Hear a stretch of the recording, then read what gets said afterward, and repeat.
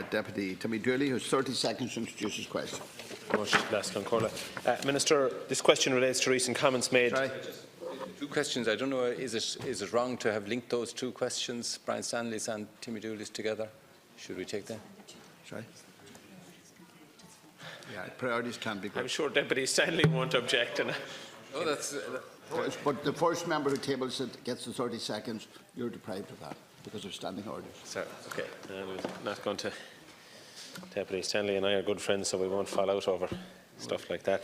Minister, this question relates to recent comments made by the Taoiseach on the issue of the National Broadband Plan. We understand from those comments that a recommendation will be brought to Cabinet before Easter, and following this, the Oireachtas is to be consultant as to whether or not the National Broadband Plan is to go ahead as it has been currently constituted. Can you confirm this and maybe enlighten us as to what the overall thinking of the Government and the Taoiseach are in that regard? Minister. Yeah, well, first of all, I just put the deputies in the picture. I think the deputies are well aware of the position in relation to the National Broadband Plan. I mean, since it was inception, it has driven very significant private sector investment, as it was intended to do. When we entered government in 2016, at that point, the access was 50% had access to to high-speed broadband.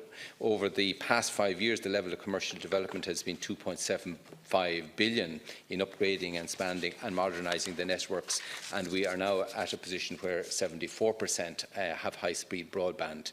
But despite that substantial progress, there are over 1 million people and over 100,000 enterprises, mostly in rural areas, who are unlikely to receive this vital service from the private sector. These are mostly the more remote, dispersed and harder to reach areas and properties of rural Ireland, which encompass 96% of our landmass. The challenges in providing high-speed broadband network in Ireland are significant due to the dispersed nature of the rural population.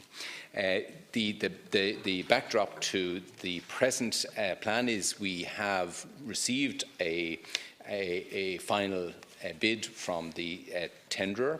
That is going through due diligence, both in my own department, but also involving the Department of Public Expenditure and Reform.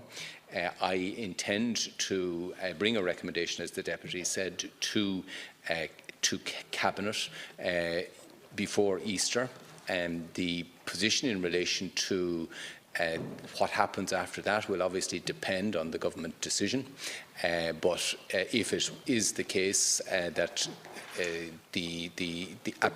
decision is being made one way or the other, we will obviously consult with the opposition and with the House at large. The way in which we will do that, I think, will be decided as part of the decision. First question from Deputy Dooley. Whilst I accept your response, the second part of it is somewhat problematic, because the first group of issues are those around information available to the Oireachtas. We've had no role in this tender process to date, notwithstanding the best efforts of myself and indeed many others to elicit information on along the way. We understand that the initial requirement of bidders was a clear position that the state would invest 500 million, and on that basis Ciro and Air cited their failure to develop a business case and as such didn't proceed with a tender. We now understand from utterances of the Taoiseach that the cost is going to run to many multiples of that, possibly up to 3 billion.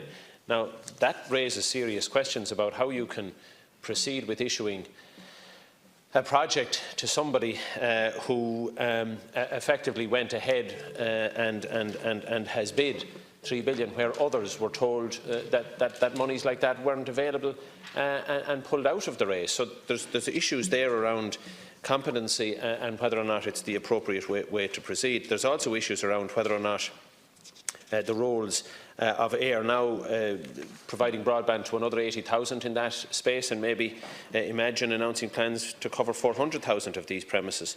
So there's a lot of questions, Minister, about which you expect the Dáil to make some determination. Yet we've been provided with no information along the way. I think it's somewhat disingenuous of the Taoiseach to suggest that he will let the Dáil be the final arbiter on a tender process that we have had no input into whatsoever. Minister. I think the Taoiseach has been very clear that government fully accepts responsibility for making a decision in this, but the Taoiseach has also signalled that a decision of this nature would bind future governments. There obviously would be a significant period between the appointment of a preferred bidder and the signing of contracts. And the Taoiseach has indicated that he would provide the opportunity for the Oireachtas to be consulted about it. I would intend, depending on what decision is taken, making full information available, and extensive information so that deputies could evaluate this. We have had debates here, as you know, and I have been at pains to point out that the issues being raised by deputies, such as the robustness of the technology, the adequacy of the governance, the way in which this has been scrutinised in view of the fact that there was only one tender left standing, that has been the subject of immense due diligence and detailed work by the department. So when I am in a position to bring a recommendation one way or the other, it will be having done the sort of work that the Oireachtas is very keen that should be done. But clearly, we would intend to make information available to the House at that point. But I recognise that it is my decision, my responsibility to bring a recommendation to government, having done the scrutiny, and I'm very aware of the concerns that deputies have raised. Deputy Stanley's first. The question I have is in relation to the completion of the tender, and also if the state should decide not to go ahead with the current tender process, what options there are. You'll recall that in 2012, you remember that we put forward the proposal that we should use the state infrastructure and semi-state infrastructure that's already there, in particular DSB and the demand system. But a strange thing happened over the weekend. The Taoiseach, the leader of your party, said on Sunday that we can't use DSB infrastructure, we can't use poles. He said, in fact, we can't use poles at all, that it all have to be underground, even in rural areas. So if that's the case, you're going to have to run ducting underground into the Black Valley in Kerry, as far as that, which of course isn't the case. I don't know who's briefing him, but is he not aware of the fact that Ayr is already using poles, Minister? Is he not aware that ESB is already using poles to hang Syro broadband fibre cables? So let's try and put that one to bed. And this raised huge concerns for me when I heard him talking about this at the weekend.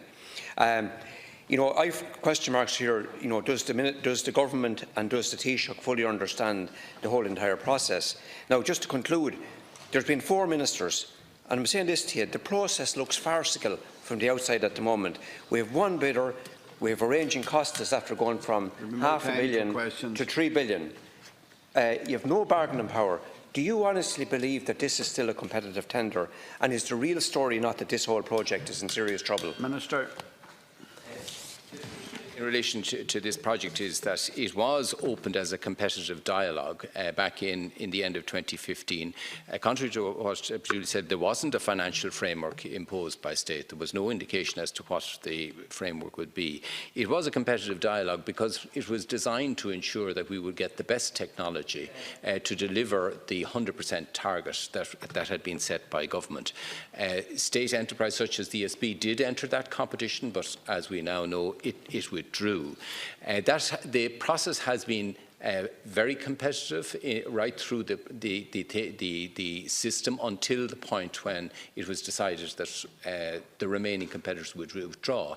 At that point, an additional approach of scrutiny was put in place by government to ensure that even though there weren't separate bids, that we would have a level of scrutiny to ensure that value for money could be properly evaluated. And that has been put in place. So we've had the outside consultants in looking at a range of costs, testing the various assumptions and projections and submissions being made by the tenderer, so that when I do come to make a recommendation, it will be on the basis of, despite the fact that there was only one tender standing, it has been scrutinised with all the proper due diligence. So that has been the approach. This has been robust, but the issue, as the Deputy has indicated, is this is not cheap. Okay, thank you, Minister. We will have to make a decision whether we want to go ahead with it. Hold on. No.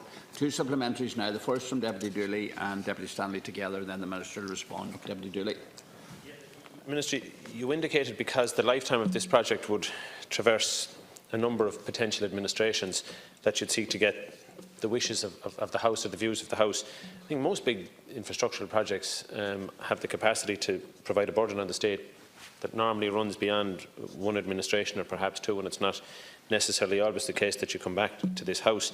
You'd indicated that there would be an interregnum between the appointment of the contractor as a preferred bidder and the signing of the contract. Can you give us some indication as to the time frame that you see between identifying a preferred bidder and actually the signing of contracts? Can I get Deputy Stanley and then the Minister?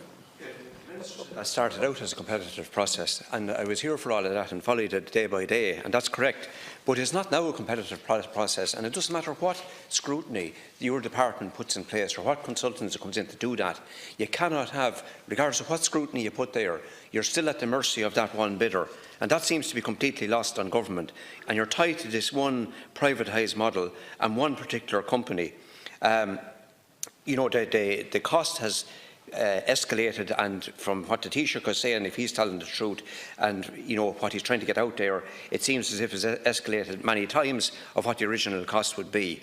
The situation with these public-private partnerships, and if you look at our nearest neighbour in Britain, they found that over a third of those were being renegotiated within a 5-year period. And if it's renegotiated, can you answer this question? If that happens, will there be a further escalation of costs when we're into this contract?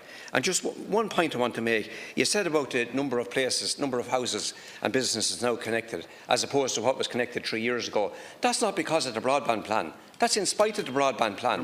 Government, the department and the broadband plan had nothing to do with that. Eyre simply cherry-picked the easiest to reach households. Minister to respond. They're in your county and they're in my county and they're right throughout the country. Minister Bruton to respond. Stanley is simply wrong. Eyre, we had decided, the previous government had decided that 750,000 would be in the intervention area. But Eyre decided that they did not want to let that go, so they committed to an investment that would see them deliver service to 300,000, as was absolutely their right under a state aid procedure. I think the Deputy needs to understand. The Deputy needs to understand that that's an obligation of the state when we pursue this. That if a private company offers this to come in with a competitive, with a commercial bid, they have to be granted that. So this stimulated Eyre to come in with a commercial provision. On the question raised by Deputy Dooley, it will run several weeks in that period between the preferred bidder and the finalisation of contracts. I suppose the other thing to say to Deputy Stanley is it's important to understand that this is a 25-year contract to build and operate. So you're always going to have one operation doing that, and part of this contract is to look at a number of costs that will have to be incurred over a 25-year period, the take-up during that 25-year period, which has an impact on the revenue that is received by the operator. So this will always involve the sort of due diligence and scrutiny that we have been undertaking, because at the end of the day, you're going to have to select an individual to deliver this process, and you need to have effective governance, having done the due diligence ahead of the process.